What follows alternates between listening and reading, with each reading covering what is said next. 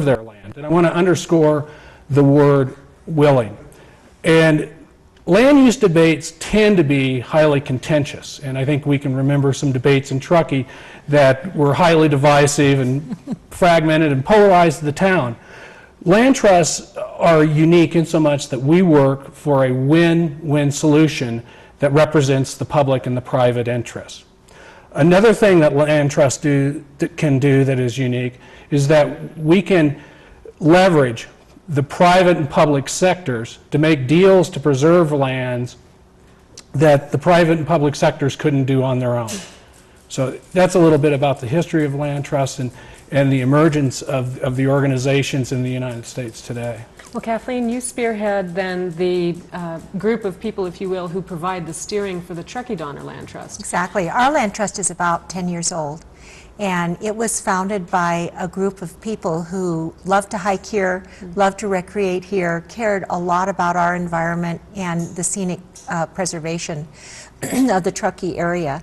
And they sat around literally a kitchen table one night in someone's home, and they said, we need to do something about this, and what can we do? And so they took the example of land trusts that Perry talked about and formulated our own. It's a volunteer organization from its inception. It's a nonprofit organization. It's an organization that people can make donations to and write off on their taxes every year. And but it's also an organization that still is at a place that is growing, is expanding, needs volunteers, needs assistance. It's a very special part of Truckee. And in fact, I think that that's probably, the Land Trust is a good example of what Truckee is, and that is a group of volunteers that continue to make the community better. You have already accomplished so much, and I'm not sure that we'll be able to cover all of that in today's show, but you mentioned partnerships, Perry. What kind of partnerships has the Truckee Donner Land Trust entered into to preserve open space?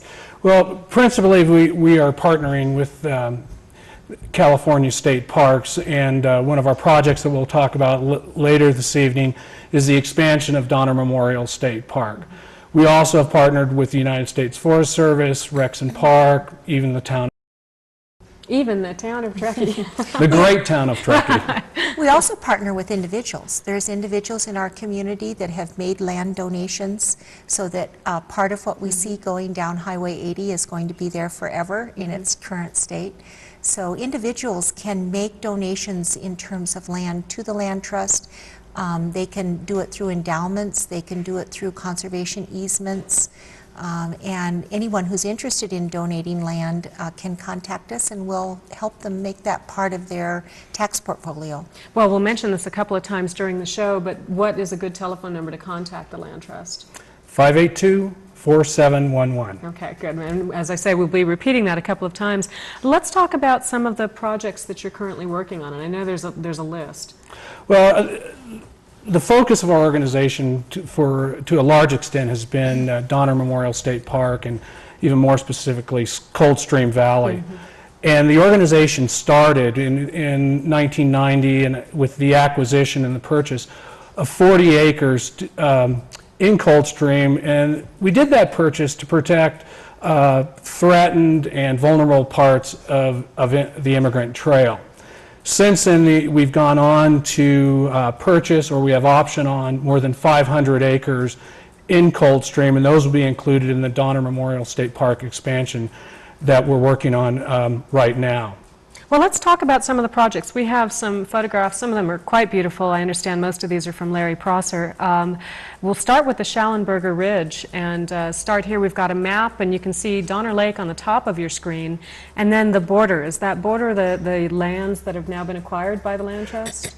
No, there's a number of parcels within that border. Shallenberger Ridge is the beautiful, kind of graceful ridge that rises from Donner Lake. It's a conspicuous landmark and probably the most defining landmark in town. You can see it when you come down 267, walk out of Safeway, and it's staring right at you. And Shallenberger Ridge is, as I said, it's a really important part of the town's character. And many in the town will remember 4 or 5 years ago when that was actually logged and by helicopters, and a number of citizens in the town were outraged. And I think to a number of citizens' surprise, it wasn't part of the park, it wasn't part of Forest Service lands, it was actually in private ownership from a logging company in Oregon, who we are currently in negotiation to make the acquisition from. And there's so much history around that. Of course, Shallenberger Ridge, named after Moses Shallenberger, and part of the whole. And there's so much history attached to that. I think people feel a keen sense of ownership around that area. But so you've spent time working on the acquisition of that ridge. Has that been accomplished, or? Well, it was. This is a large 2,000 acre piece of property. And we have been in negotiations with the owner of that property, and Dan Winden, one of our founding board members, I'm nominating him for Citizen of the Year in Truckee. Dan Winden mostly has been in contact with the owners of that property for 10 years now. In 1998, we went to the Trust for Public Land, which is based in San Francisco, and they were able to bring resources to bear to assist us in this transaction. And with the passage of Proposition 12, which was the state parks bond last March, for the first time in a long time, there's actually been public monies available for acquisitions. So with the help of Trust from Public Land and the Packard Foundation and state parks through funds from Proposition 12 and through our own fundraising efforts, we've kind of been able to put this deal together that will include the 2,000 acre acquisition on Shallenberger, as well as an additional 500 acres in Coldstream, and this will protect critical parts of the Immigrant Trail as well. It's a really, it's a sizable, big acquisition, especially for an organization such as ours that has been working kind of 10 acres at a time, kind of one brick at a time, if you will. This is a quantum leap in the scale of our projects, and we think a really, truly significant project that will greatly benefit the town of Truckee. Well, it certainly gives you an idea of the intricacies and all of the details involved when you have all of these public agencies, government agencies, private citizens working together on one piece of land. But you're dealing with a number of other pieces, and I want to see if we can move on to some of these too.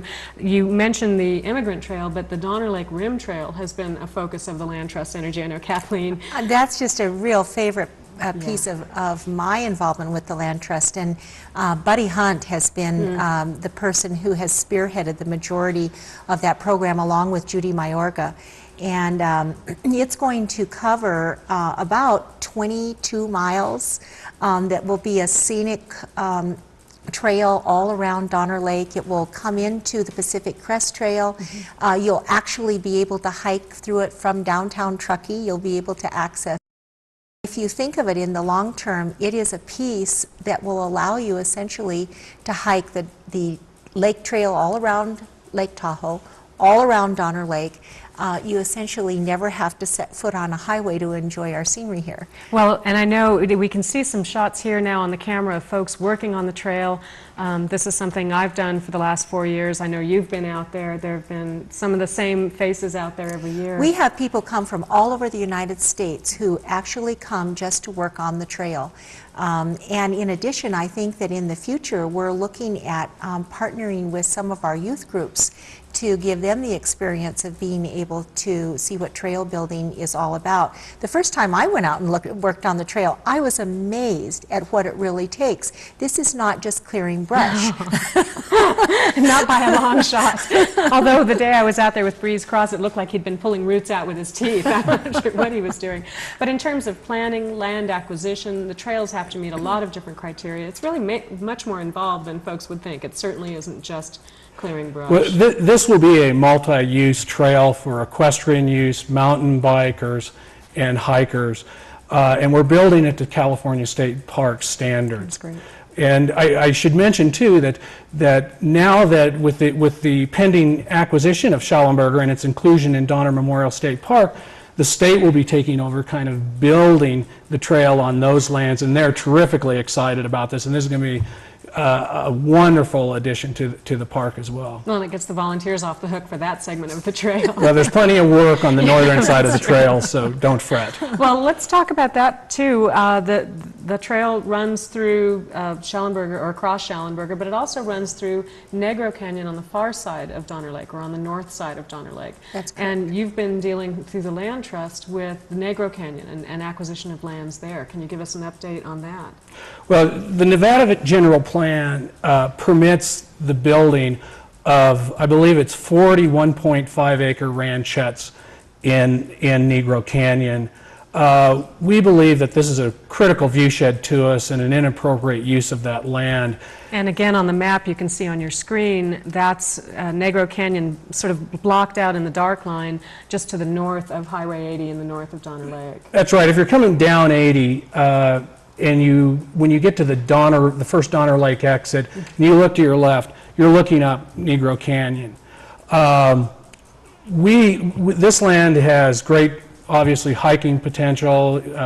Snowmobilers would enjoy it, and it also will connect with trails to Donner. So we are working with the current owners of the property, who's an international developer, and this is fairly small potatoes for them, on acquiring what's called a bargain sale of that property. It will still be in the millions of dollars for that acquisition. Fish and Game is interested because of the water issues that flow through the creek, and reintroduction of the Lahontan trout. And it's a great viewshed from 80 and Donner Lake as well. A lot of good projects going on. Again, we're talking about the Truckee Donner Land Trust. We're here with Perry Norris and Kathleen Ritchie, and we'll be back in just a minute, so stay tuned.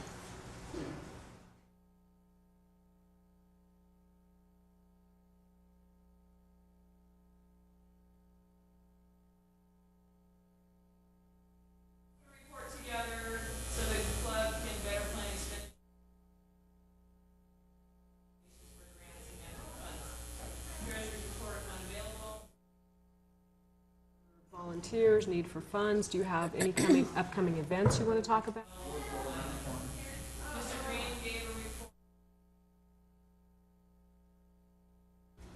Welcome back to the show. I'm Maya Schneider, and we're talking about the Truckee Donner Land Trust with Perry Norris and Kathleen Ritchie. Welcome back. When we took our break, we were talking about the Rim Trail and the projects that you're doing there with Negro Canyon and Shallenberger Ridge. And Perry, you had some comments to make about that. Well, I just want to really emphasize the point that this is a huge project, and not just for the Land Trust, but as the community, for the community, and that we are going to need to really galvanize forces from full-time residents, part-time residents, to kind of make this a reality. And it's really kind of a neat package, because the Rim Trail will go across Shallenberger Ridge. It will use some Forest Service lands, connect with Summit Lake, and then traverse across Negro Canyon into Tahoe Donner property and back down into the town of Truckee. So it's an exciting project, and critical to the completion of the Rim Trail, as we see it, are the acquisitions in Negro Canyon, as well as the expansion to Donner Memorial State Park that we're working on right now. Well, we're going to talk about future projects in a couple of minutes, but Kathleen, I wanted to get back to you and talk a little bit about the complexion of your board. Who serves? What kind of people are interested in this? What do you do? Well, the first thing that we do is try to support our executive director, and I have to step in here and Perry is new to our organization, not new to Truckee. We are thrilled that he's here. He brings a lot of expertise. The Land Trust membership is about 1,200 strong. We have all kinds of people involved, from local attorneys to people from San Francisco to second homeowners, and we have asked Perry to join us to kind of bring us together and get us going, because we are growing stronger every day, both in our membership and in our focus, and we need somebody like Perry to help us move forward. We had a wonderful event this summer, which was a recognition luncheon, and it really brought to the forefront the kind of diversity that we have in the membership. We invited folks to a luncheon. Lahontan came forward with their executive chef and did the food. We had a wonderful jazz ensemble that played, and people from really all over the United States who belong to our land trust because they have interest in our area showed up, and it was great. They talked about, I am so glad you're here because I have my horses and I'm looking forward to using that trail. I'm so glad you're here because when I drive down I-80, I love that vista. It was really exciting, but we need more support. We are, like Perry said, going to be involved in even more projects that we are now. These are expensive. We like to be able to make sure that they come to fruition. And so we're asking people to think about us, come out and volunteer your time, give us your donations, call and ask what you can do to help. I think that this is an interesting topic or an interesting task that you've taken on. I think a lot of people will find it near and dear to their hearts if they learn more about it. The newsletter that I get from the Land Trust has always got amazing updates. And I think about how much you're accomplishing with the minimal resources that you must have as a nonprofit. It's just, I'm gratified. Well, it wasn't until even 1997 that the Land Trust was able to hire some half-time, very part-time staff. And so all of its work, and its work still continues to be volunteer, grassroots-based. And I think that's an incredible strength of the organization. All of the projects that we've undertaken have been funded through the donations of individuals, some foundations, and some businesses, of course. But we have a membership of over 1,200 part-time, full-time residents that are extremely loyal, they're extremely committed because they love the nature, the character of Truckee and the surrounding mountain environments. We had a dinner at our house, Maya, because elder hostel people who come out every year to volunteer on the trail. And we had people from Vermont, we had people from Florida. These are elder hostel people who all they wanted to do was come out and see our area, and the way they could say thank you was to help on the trail. You know, and you mentioned the diversity of people serving on your board. I think it might be appropriate to put a myth to rest right here. If you were a developer in the audience watching this, you wouldn't feel that the Land Trust is your enemy. And I think that that's an explanation that needs to put out there to folks. I think that that's true, and in fact, one of our most supportive people has been Lahontan, who certainly has come in as a developer to our area, and they have seen the value of the things that we do and actually have approached us and said, what can we do to help? And that's very encouraging. In fact, it's beneficial to somebody who wants to develop land here to be developing land in a community that also takes into consideration open space and preserving open space as one of its well, it certainly goals. It helps increase property values. If we keep Truckee, if we keep our area highly livable, and we preserve the qualities of this community that we all live here and cherish. And enjoy. Well, let's talk about some of the future things. One of the series of photographs that we didn't have a chance to get to was Gray's Creek. And Perry, why don't you tell us, first of all, where to find Gray's Creek, and second of all, what the Land Trust is doing about that or with that? Well, I think your producer best described Gray's Creek, and that is when you're heading to Reno, and just as you come down the incline, there's a log cabin being built down in the drainage there. If you look up that canyon, that is Gray's Creek and Gray's Canyon up there. This is a critical and vitally important watershed to the Truckee River. And it is also, because of the nature of the soil in this area, it tends to dump a lot of sediment into the Truckee. And we are really concerned that additional activity, development, or logging in this canyon could create further erode the quality of the flow into the Truckee. So we're looking at this as a long-term project and are in negotiation with a landowner who has 135 acres that borders the west side of the canyon there. Now, you mentioned the impact on the Truckee River. Does the Land Trust interface at all with organizations like the Truckee River Habitat Restoration Group or other organizations that are working to preserve other natural elements, if you will, of Absolutely, our area? and our yes. boards talk regularly about is how we can make this partnership even stronger. Some of these organizations are not as new as ours, others are newer, and it's really important that we continue an open dialogue so that we make the best of that partnership. Sharing resources, again. Absolutely. Well, what else is on tap for the Land Trust as you look into the future? If you have your crystal ball in front of you, what would you have mapped out?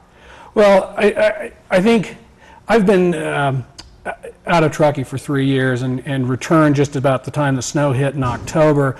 And it's interesting to come back and kind of just see the explosive and I think unprecedented growth that is in the area. So in terms of our work, there is no shortage of projects. And one of the reasons I say that is if you go south in the Sierra at elevations above 6,000 feet, most of that land is contiguous Forest Service or Park Service land. Our corner of the Sierra, because of the railroad, is much more of a patchwork of private and public holdings. And I have a map in my office of the Tahoe National Forest, and it looks like a checkerboard, a green and white checkerboard, with the green being public lands and the white representing private lands. We think that a number of those lands, we need to make that more contiguous. And we'll be working with the Forest Service to purchase lands, acquire lands, arrange land swaps, and that sort of thing. I think in terms of just kind of good planning, it's sensible right now just to try and create clear boundaries between town and country, as they say. Yeah, and as it seems, we've had other shows, in fact, the fire department show comes to mind where they talk about more and more of our residences and our homes sort of encroaching into the natural land. So there's always that push and pull, the demand for land, the need to preserve it, and walking that line. I would think, Kathleen, that would be a challenge for the board. It is. You know, this last weekend I had my son and my new grandchild up here. And my son grew up in this area but lives now in Los Angeles. And in one day, we were able to do a little snowshoeing, showing him up in Negro Canyon where we connected to Tahoe Donner. We went down to Donner Lake and did a little fishing, and then we went out and watched the bald eagles who were feeding on the kokanee salmon out by Boca. And my son came home and he said, "I know why you have such a passion for this organization." He said, "I want my son, your grandchild, to be able to see this." Ah, okay, there goes a goosebump. Exactly, and that's it. It's not about preserving it for today, it's about future generations. And you said something at the beginning of the show, Perry, that's really the crux of it. Decisions we make today impact us forever. And you can preserve open space today, but it's a constant battle to keep it there. Once you've built on it, it's forever built on. So keeping it open, I would think, would be the challenge.